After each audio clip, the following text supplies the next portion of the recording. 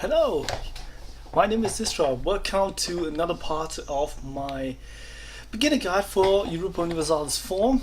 Yeah, it's quite some time after the last one. I simply didn't have the time really to do these guides, and yeah. But now I want to tell you in this guide about all you need to know about the army and more importantly, more important, the army composition. What is a preparated an army here to take war with Kandar. I'm the Ottomans at the moment, and I will show you some things. So first we go on the country view and to the military tab. Here you can see a complete overview of the army. Here you can see all your modificators. The first is military tactics. It's important to reduce the damage you receive. The next is discipline. It's a counterpart of military tactics, but it also rises military tactics. But the discipline is to counter this. The military tactics of your opponent, so you can rise. So the more discipline you have, the better damage will be. Fort defense and so on. Then here is cavalry versus infantry ratio. This means that you can have 60% cavalry added above. So if I have 16 together, I can have about, I think, 10 cavalry. If I have more cavalry than the 60%, my army will get a minus on military taxes on 25%. I think it was military taxes. I hope I'm correct here. Then you have to come up with quite important, especially in the later game when you have your artillery, because then there is really important to fill this come with your artillery. It says or tells you how many army you can field. The next is siege ability, how fast the sieges on forts are. It's a bonus at this. Your forts, then you have army tradition. As you can see, it has some effect. It raises your morale. The morale of your armies, your recovery speed of your manpower, and so on and so on. So a high army tradition is quite good, but the point is it has a decay of basically 5%. So 100 you lose 5 army tradition yearly, and it's quite hard to push it, because as you can see, your fully maintained fort gives you about or up to 1+, but this is really hard to achieve. Really expensive, extremely expensive, the bigger you are. The next thing is the morale of your armies. Quite important thing. The morale is really important. The point is, I often heard that morale is important really important in the early game, and in the late game discipline gets more important. That's wrong. That's something that is that's not correct. Morale is always important, and it's vice versa. Morale is important, or in the late game even more important than the discipline. Discipline is also important, definitely. It's important all the time. A little bit more important also in the late game than in the early game, because you need more discipline, you have more military tactics to counter. That's the simple point. But the moral, the point of the moral is that the higher moral, the better. And you get some moral from technologies. So your base moral is up to 6. And the higher your base moral is, the more the person bonuses gives you to your maximum morale. Why this is important, I will show you during the fight. Then you have your force limit, so how much army you can have without penalties. If you go over this 36, you get penalties. So each unit above this 36 costs additional money, additional upkeep. Additional money. Then you have your fleet. So the next important thing is here above. We have the Anatolian unit text, so there are quite some different tech groups. Western, Eastern, Anatolian, Muslim, Indian, and so on and so on. And you have each unit or each tech group has different units. And if you and when you rise in your military technology, you get better units. And why? I show you. And then you can update your units. We go to infantry. If you click on the infantry, you get this, and you can see all you can get. The next thing would be the ASAP infantry, Janissary infantry, and so on and so on. And most important, why are they better? Simply because they have more of these dots, of these pips, as they're called. And the more pips, the better the unit, and that's the simple point. Why you need better units? You can see the last one has a lot more pips, and I will tell you why they're important. They add to your damage. The more offensive pips you have, the more damage a unit will make. And also they have these green ones, the defensive pips. And it is possible that you hear somewhere that they only apply if you are in a defending position in the battle. That is not true. They apply every time. I will show you this in the battle situation. So that is important, the pips. The more pips, the more damage you make. So it's really important. If you have the ASAP, you click on ASAP, it all is updated, your morale gets low, they have filled up the morale, and so don't do it, don't update them when you are in war. It can be really bad or really dangerous. The same goes for cavalry, as you can see.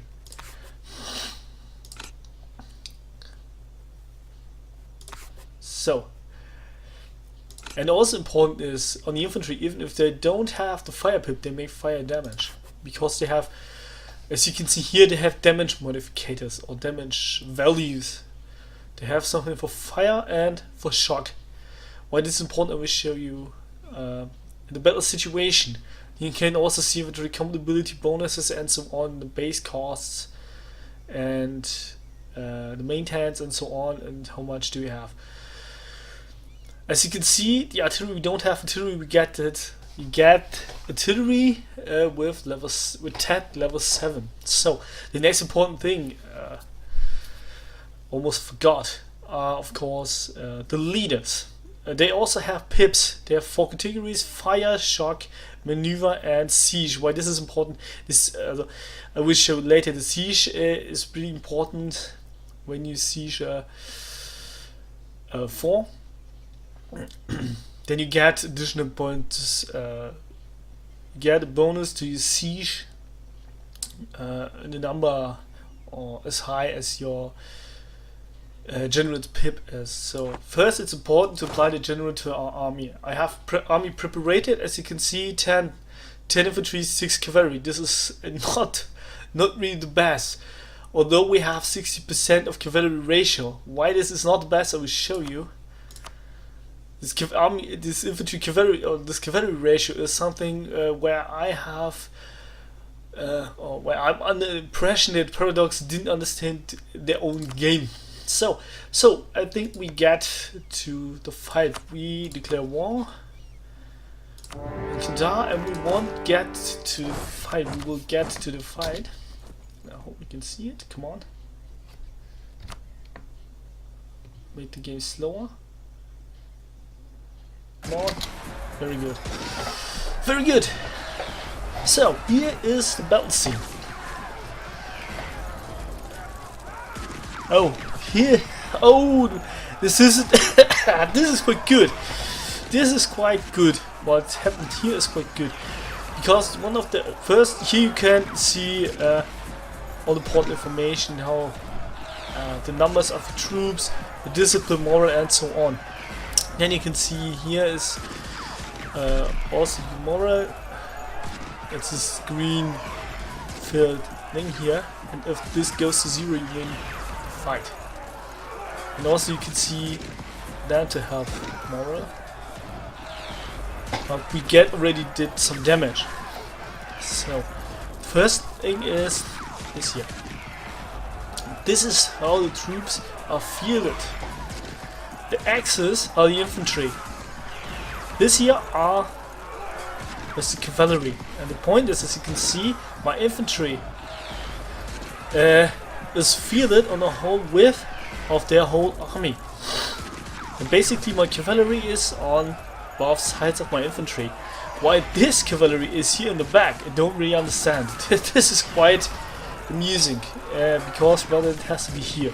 But this is quite good, because I can show you with this cavalry, what's with the cavalry and how the cavalry to take. I show you, I get on this cavalry. You see, this cavalry can attack 2 units of my opponent. And the important thing is the flanking range. The cavalry has a base flanking range of 2. So they have a range of 2 fields to attack. Also this one can attack, only this one unit, but it can attack. Now we look on the other side where we have 3 of them. The first one can attack. The second one can attack. And the third one, since that does nothing, because it doesn't have the range to attack. So we have a unit just standing somewhere in the field, smoking or drinking coffee, don't know. It simply does nothing. Oh, what I see here, this is something I didn't realize earlier, I'm sorry. Here you can see for which date you can retreat. So this is important. Have only as much cavalry as double of your flanking range. So if we have a flanking range of 2, we have only 4 cavalry. 2 on this side and 2 on this side that can attack. And we have don't want here not a cavalry that cannot attack. And this one is completely dumb. It's behind, can doing nothing. So we have also infantry in the back row. This infantry can also attack, but only for half damage. And the same goes for artillery. Artillery stand in the back row and attacking for half damage. So now we come to the pips. Or no, first we start with this here. Such a fight will go in 2 phases. A shock phase. A shock phase and a fire phase. So, nobody starts, don't know which it starts, but the point is 0. I can tell we are on the fire phase, because I can see it here from the 2 leaders. They have both 3 on the fire phase, so we both don't get any bonus to our dice score. In the next phase, in the shock phase, we will get a bonus of 3, because our leader has 3 more pips in this field than the opponent's leader. So there we get 3 additional bonus, and this is quite a lot. So with the dice roll, first we can see we have the dice roll, then we have crossing and terrain penalties, -1, so we have dice roll of only 3. Not really good, because this dice roll is the base of the damage you will do. So the higher your dice roll, the more damage you will do. And there are 2 points of damage that are done. First, troop damage. So So when cavalry attacks is 2, it does some damage on these troops. So the troops going lower. And the next thing is the moral damage. The moral damage is based on the troop damage. And these pips of troops, they add to the damage. And it is so. If my infantry attacks this infantry, then offensive pips, I have to think how to explain this. This is quite a bit complicated. Not so complicated, but a bit. So the offensive pips of my attacking unit are added to the damage, while the defensive pips of these defending unit are minus from the damage, or reducing the damage. My pips, my offensive pips from the attacking unit. So that's the point. My unit, this unit, is attacking and defending at the same time. That's what I missed. So, and for the attacking, the offensive pips are applied. And higher the damage. And for the defending, the defensive pips are applied. So, and reduce the damage it gets. So the higher my offensive pips, or my offensive pips from my unit are higher than the defensive pips of this unit, will get more damage. My unit will get a damage bonus. That's a simple point. And note to the pips of the artillery, they also have pips. They have defensive pips. And these defensive pips, they add to the defensive pips of the unit before the artillery. And this is quite cool, because with this, the artillery reduces every damage. Every damage, really every damage. The unit before takes, not only fire damage. As someone read that this is only fire damage. No, it's all damage. So, that's the first thing. And note to the moral damage. The higher the damage you make, the higher the base moral damage is you make to the opponent. But, and that's the point why the moral is so damn important, especially in the late game, because you can easily more easily overcome your opponent with morale. The first one is the higher if the morale of your morale is higher than your opponent. Your opponent's moral in here, I don't know. I don't really know the word. I lost the word. This is not good. It's not full, but yours is full. The morale of your opponent is not full, so you have to cut down less moral. That's the first point. And the moral damage is calculated. It's calculated with the highest maximum morale. So it's not calculated by the morale damage I make is calculated with 2.7 morale. Also the morale damage they make is also with 2.7. It's calculated also with 2.7. But the point is, if I have higher morale than my opponent, you know, I don't have to cut so much more, and I will do more moral damage, so it's more likely to destroy them before they can run. And that is the point. You have only a few days to destroy the morale of your opponent to stack wipe. Stack wipe means destroy the whole army, so they cannot flee, and that's why it's really important. And even more important in the late game, because you have more bonuses, and your bonuses, the present bonuses, are higher or stronger. That's the point. 10% out of 6 and more than 10% out of 3. Quite logical. So the bonuses are stronger, and morale is even more important in the late game. So discipline is important every time. A little bit more in the late game, definitely, but this is not so strong in the early game. It is, but not that strong.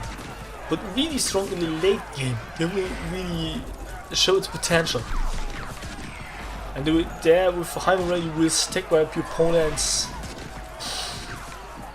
really bad. This can be quite hard. So yeah, that's the point. We get to the other phase. Let's see how much damage we can do. And now we got to the other phase, and now we have a little bit. That's not really good. Because we only have a dice roll of 1. This is not good. So we won't do that much damage. Although we have a choke damage of 3, we have not so much base damage. As we can see, my damage and moral damage quite high. The normal 7, they have 0. They will do almost nothing damage, and we got them, their morale down before they could flee. It's some, I think, I don't know how much days it is. I don't really know. 2 weeks or something? No, it was 2 phases, I think. So that was quite interesting, because we only get them in the third phase. Was it 2 phases? Within 2 phases, I think. Or something like this. So But this is the important thing. First, the elite is important. The more pips, the more base damage you have. Especially if you have to get more pips than your opponent have. Then you have more base damage, and this is quite cool, or quite strong, quite important. And yeah, the really important thing is the thing with cavalry. The best is really to have double.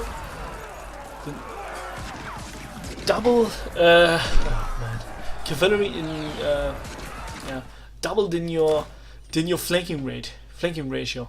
There's also another point we can see here. No, the hell. There was a point where you can see it. One moment. Okay. If you get any cavalry, you can see it. You can see the flanking range. And with better technology, you get additional flanking range. So with level 18, you can get more infantry, more cavalry. And so this ratio is not as important. Because with only 4 cavalry, this is really only important for small countries. If you have a larger country and can feed 36, this is completely unimportant. That's the point. Because you will have a lot more infantry than cavalry. And that's the important thing. Yeah, I think this is most important, or these are the most important things you have to know about the army composition in Europa Universalis IV. Yeah. I think that's it for today. In the next guide we will see a little bit more about the force and about the fleet. So I say goodbye until next time.